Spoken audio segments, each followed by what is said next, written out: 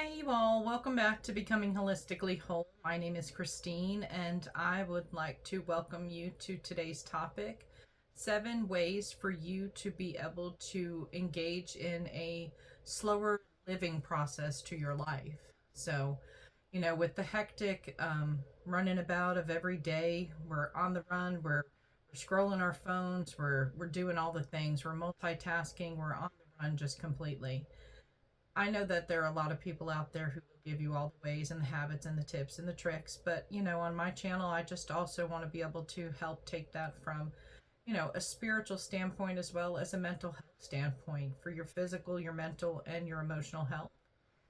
I practice what I preach, so if I am on here talking to you all about it, I'm doing it in my own life as well. Today's game day. We're supporting Snoopy, just so you know. Anyway. Well, one of those ways to sit back and get into a little bit slower living process is to spend time with your family. Spend time with the ones you love, but not just spending time with them, it's being engaged with them. I have noticed when I've gone out to dinner or lunch or what have you, people are on their phones, their heads are down, they're just scrolling their phones. They're not looking up, they're not talking really to the person that's in front of them. You can see a whole family who's out to dinner and everybody's on some type of electronic device. We've lost the art of, being able to talk to each other, spend time with each other, and truly engage.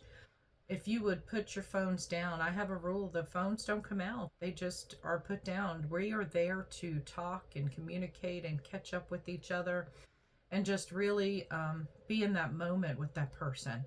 So that can be done if you're out eating, if you're at home, family dinner time. We need to bring those back, the family dinners where everyone sits around the kitchen table. I think we're all too busy and just moving in too many directions, but I think that family time is good for bonding and for quieting our souls a little bit and just really engaging. Another thing that might be important, number two, is to get out in nature. Nature is wonderful for your mental health and it's wonderful for your physical health. That might be, if you get out in nature, go out and walk in nature. Go out and just, we have what they call greenways and stuff here where it's paths that are designed for us to be able to walk on and everything. Go out there and don't just, you might listen to an audiobook. That might be something that you're doing. But you can also just pay attention around you and try to see what are the new things that I'm seeing out here. You'll be amazed at the things that you can see on your walk. I mean, I've seen um, beavers and deer, different kinds of wildflowers, different kinds of bugs, snakes, baby snakes that have crossed my path. Just lots of things that I would have missed if I wasn't being intentional and paying attention. If you want a walking buddy, go with someone, go with a child, your spouse, your friend, whoever it is. But be intentional when you're walking. Be in that moment with that person. Be in that moment if you're there by yourself, just really taking it all in so that again you can quiet your soul and quiet yourself down some. One of the third things we could do is unplug. I know everybody's probably talking about that, to unplug and disconnect. We disconnect a lot mentally um, by avoiding and just not being present. What I'm talking about when I say disconnect is put the electronic devices down. I know you hear that a lot, but we're losing our ability to pay attention to things because we're so busy with little snippets of information here and there that our attention spans are getting shorter. Take the time to unplug. I unplug on Sundays as much as possible. I also try not to use my phone or any other electronic device.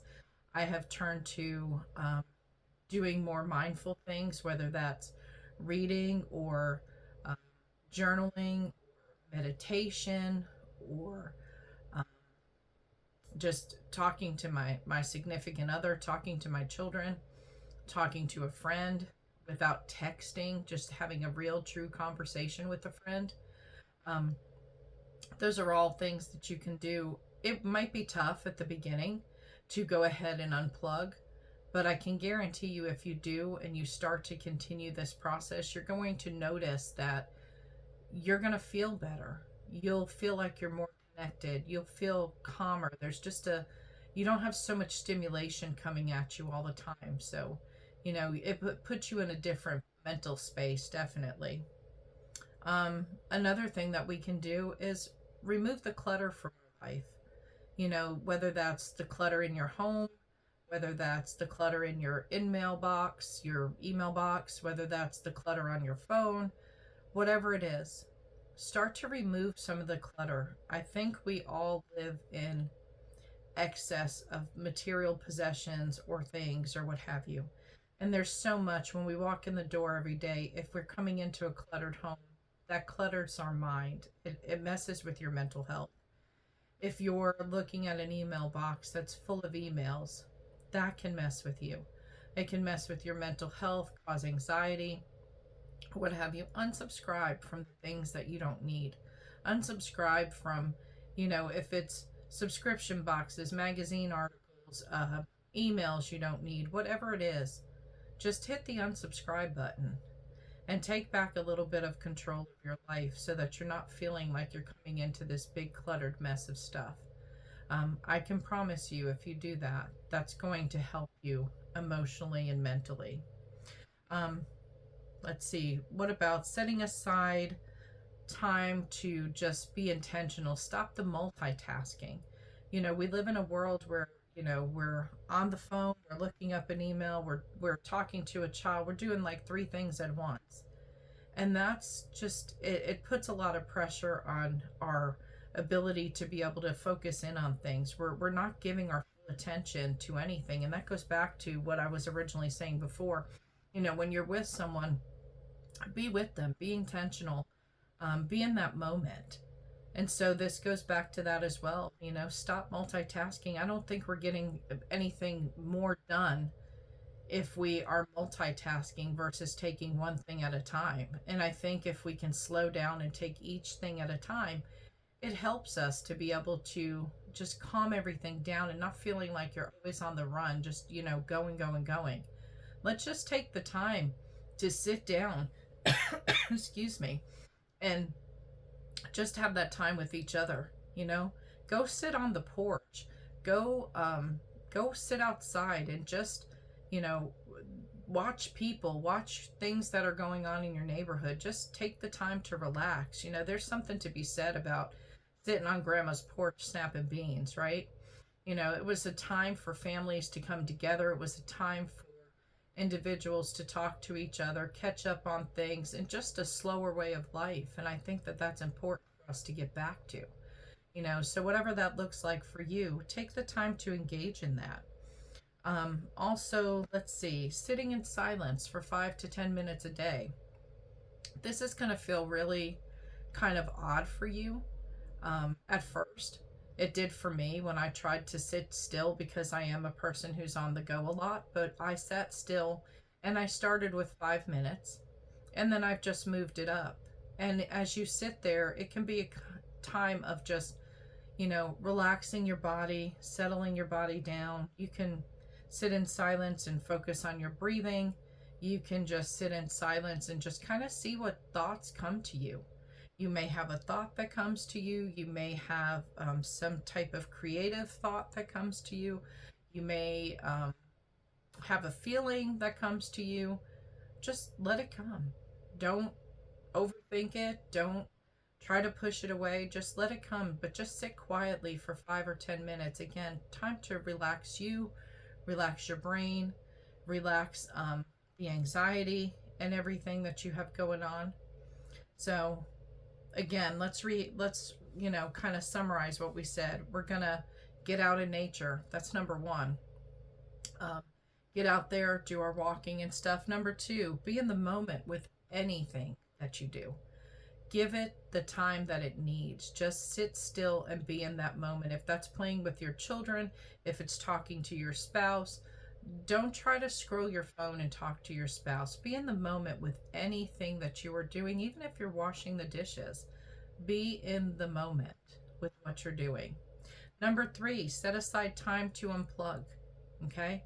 We've already talked about what that might look like. You choose what that looks like for you, but I can guarantee you you'll feel better if you do so.